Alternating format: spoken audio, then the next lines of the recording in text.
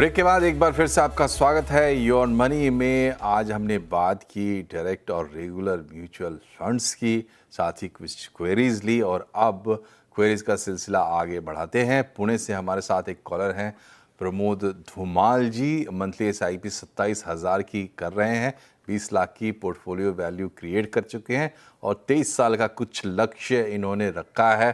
प्रमोद जी पूछिए अपना सवाल, आप ऑनलाइन हैं हमारे गेस्ट के साथ। हाँ सर, नमस्ते सर।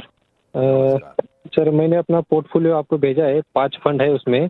तो मैं भी पिछले 2.5 साल से इन्वेस्ट कर रहा हूँ उसमें। तो क्या मेरे फंड सही है या उसमें कुछ मुझे चेंज करना चाहिए, उसके बारे में जानकारी चाहिए थी। और मेरा जो एक SBI मिड कैप का फंड है वो पिछले 1.5-2 साल से डाउन चल रहा है, तो उसको मैं रखूँ या चेंज करूँ, उसके बारे में मुझे जानकारी चाहिए थी सर। ठीक है, श्वेता जी बताइए इनके लिए क्या समाधान है। प्रमोद जी, आपका मैं कहूँगी आपकी पहले तो ओवरऑल लक्ष्य पे आते हैं। आप जिस हिसाब से निवेश कर रहे हैं और अगर मैं आंकड़े देखूं तो फिर इस हिसाब से अगर आप चलते रहें, आप थोड़ा स्टेप अप भी कर लें 5-10% का, तो आप अपने लक्ष्य पर आसानी से पहुंच जाएंगे। पोर्टफोलियो में मैंने देखा कि थोड़ा मिड स्मॉल हैवी पोर्टफोलियो है यहाँ पे। मेरे हिसाब से एक बैलेंस लाने के लिए आप अपनी लार्ज कैप के एलोकेशन को 10% से बढ़ा सकते हैं।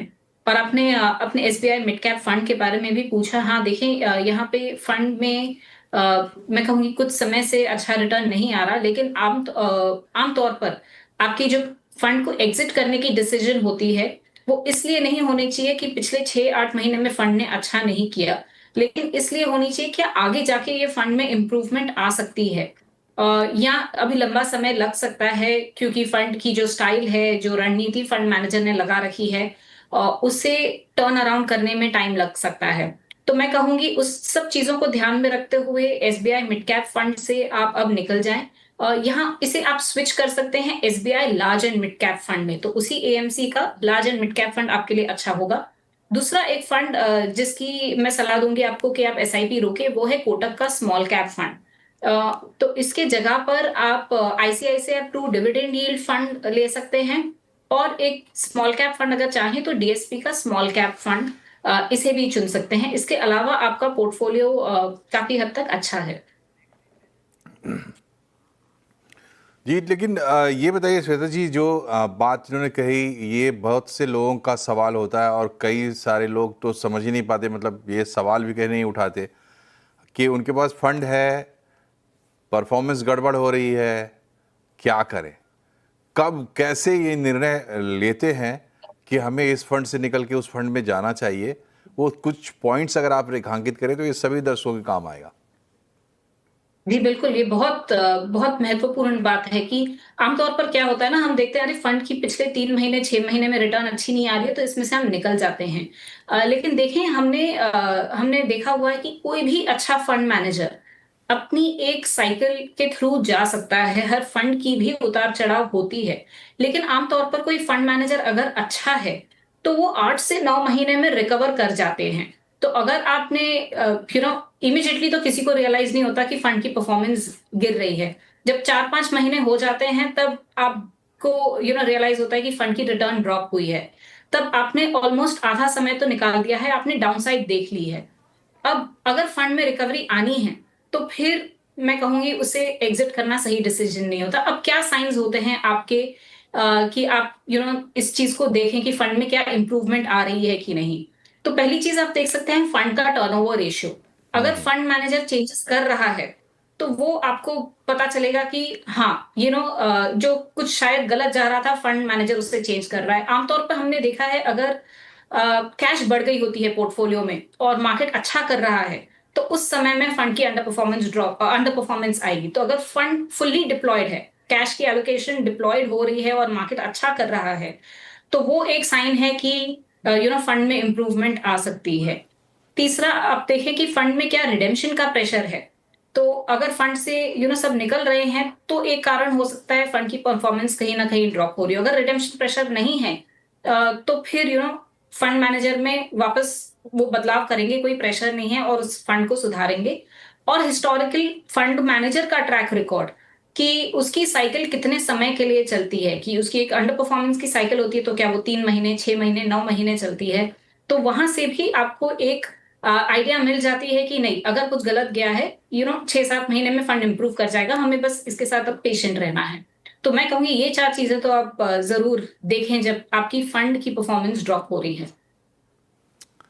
जी, तो चलिए अब एक सवाल ईमेल से है, विकास का सवाल है। मंथली एसआईपी ये करते हैं 29,000 रुपए की, पोर्टफोलियो वैल्यू 35 लाख की क्रिएट कर चुके हैं, 5 साल में 1 करोड़ का लक्ष्य है। और इनका पोर्टफोलियो आपको बता दें, Parag Parikh flexi cap, UTI Nifty next 50, Kotak mid cap, quant small cap और मोतीलाल ओसवाल मिड कैप, साथ में SBI large cap, SBI contra fund.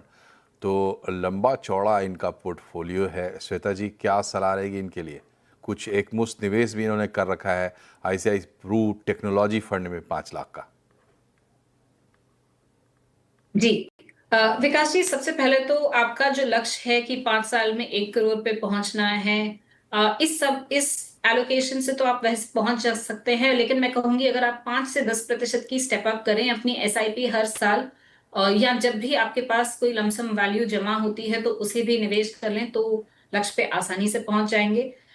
जरूर मैं समझ रही हूँ कि आपने इन्फ्लेशन को भी ध्यान में रखा होगा जब आपने एक करोड़ की वैल्यू अपनी एक गोल बना रखी है। पोर्टफोलियो पे मैंने देखा आपके पोर्टफोलियो में करीबन 65% से मिड स्मॉल है। अब आइडियली मैं कहूंगी 45 से 50% अगर मिड स्मॉल है तो एक बैलेंस है। तो यहाँ पे बहुत जरूरी हो जाता है कि आप कुछ स्मॉल कैप एक्सपोजर पोर्टफोलियो से रिड्यूस करें। आपके फंड में इंडेक्स फंड है। अब देखें, इंडेक्स फंड एक इंडेक्स को ट्रैक करता है, लेकिन एक्टिवली मैनेज्ड फंड्स जो होते हैं वहां पर पोटेंशियल होता है कि वो इंडेक्स से आपको 2-3% से ज्यादा रिटर्न दे दे। तो इंडेक्स फंड आप अवॉइड कर सकते हैं। तो इस हिसाब से यूटीआई का जो नेक्स्ट इंडेक्स फंड है, क्वांट का स्मॉल कैप फंड है, वहां से आप निकल जाएं।